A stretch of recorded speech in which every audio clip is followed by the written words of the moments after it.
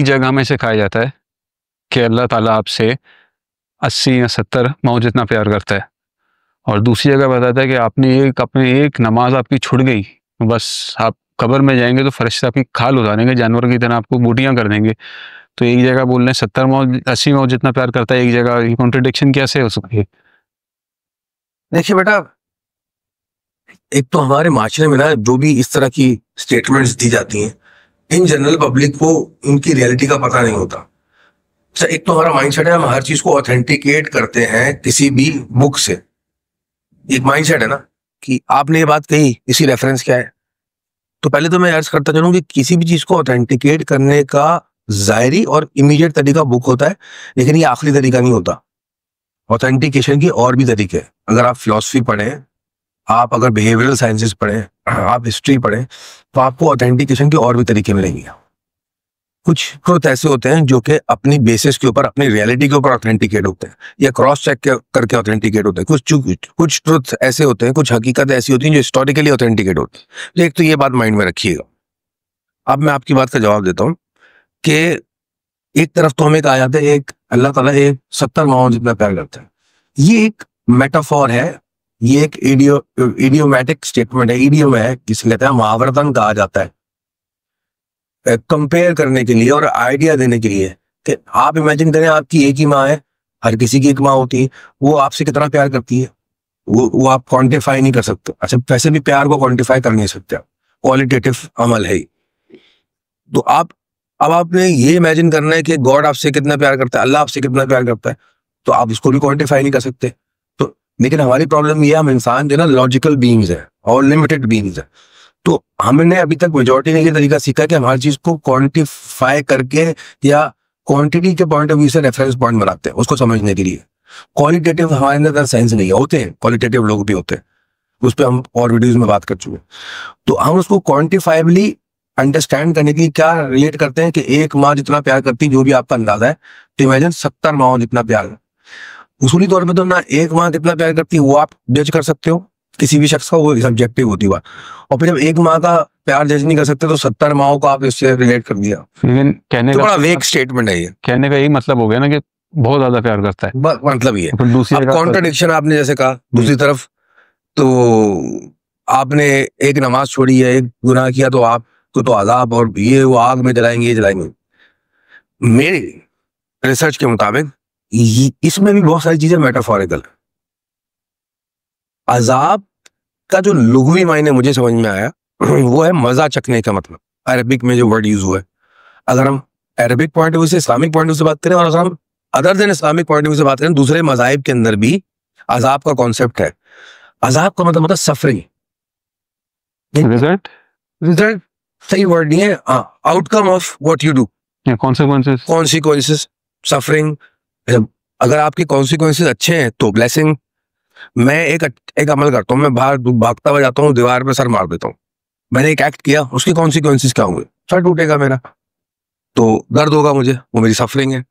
अगर मैं दीवार पे सर नहीं मारता, दीवार बना के उससे ठंड से बचता हूँ, घर बना के प्रोटेक्ट हो जाता हूँ, तो मेरे इस अमल का फायदा क्या हुआ?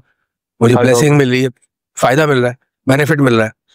तो सिमिलरली आप जो भी इंटेंशनल एक्ट करते हो, यानी कि आपकी नीयत जो भी होती है दुनिया में, जो भी आप अमल कर रहे हो, उसकी नीयत क्या होती है, उसकी कॉन्सिक्वेंसेस, उसके रिजल्ट या उसकी बेनिफिट या उसकी सफरिंग, वो आपके सामने आएगी।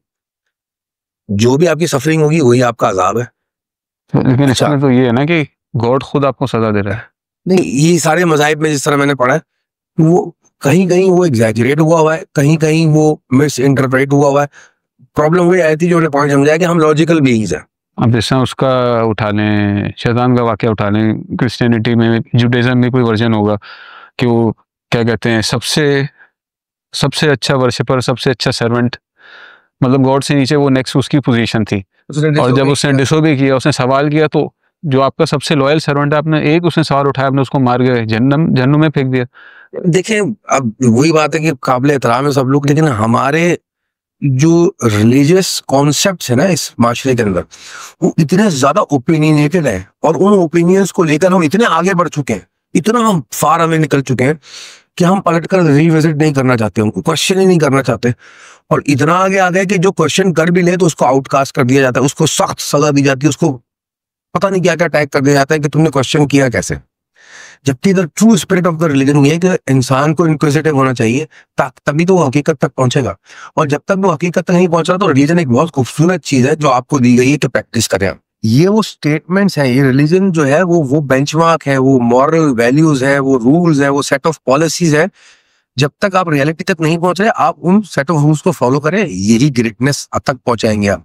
Simplest way.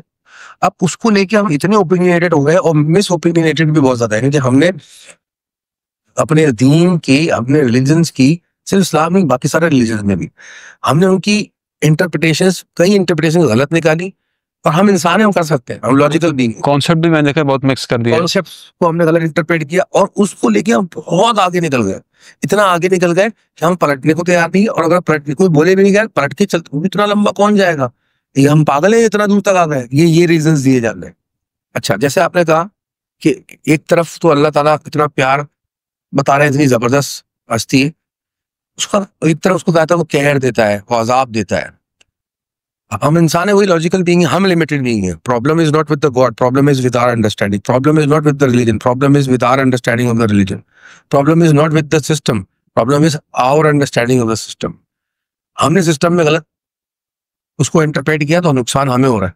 सिस्टम को कोई नुकसान नहीं हो रहा, सिस्टम को कोई प्रॉब्लम नहीं है, अल्लाह के निजाम को, कायनात के निजाम को कोई प्रॉब्लम नहीं है, वो गलत नहीं है।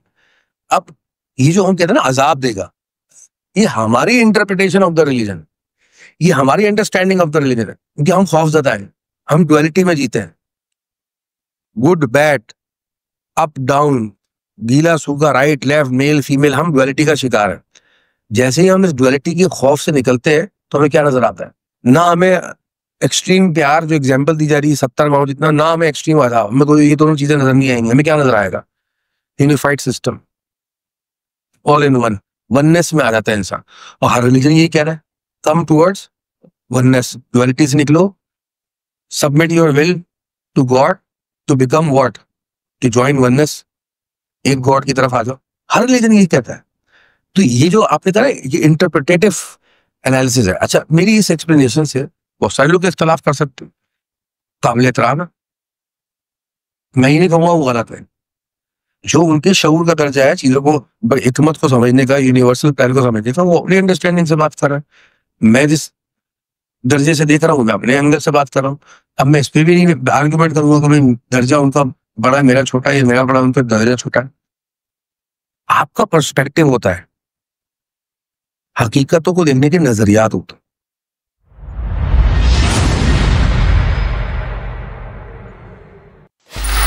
Free audio post-production by alphonic.com